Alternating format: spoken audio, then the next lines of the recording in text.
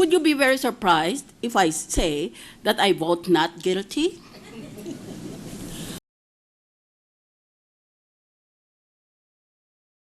Dahil nga baka kasi yung confidentiality noong yung nature ng pag-disburse mo ng pondo, ang ginagamit nga dyan, puro mga code o kaya aliases. Lahat ng public funds, accountable yan, subject to audit. Huwag natin sabihin yung confidential at saka intelligence fund, exempted. Hindi kasama sa ino-audit kasi basta public funds talagang subject to accountability nung gumagamit.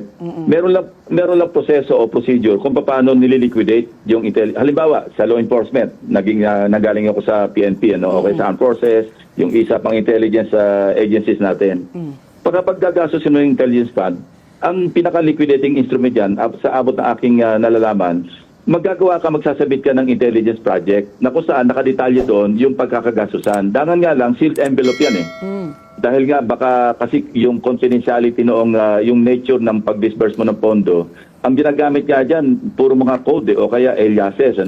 Pepe Trillion, pagka inaudit na kung saan, sino ba itong alias Joe? Alias Pedro? Sino yan? Meron ding nakapalob na ganyan. At kung hindi approve yung intelligence project na sinabit ng isang intelligence unit o intelligence agency, hindi valid, hindi pwedeng mag-release ng intelligence fund.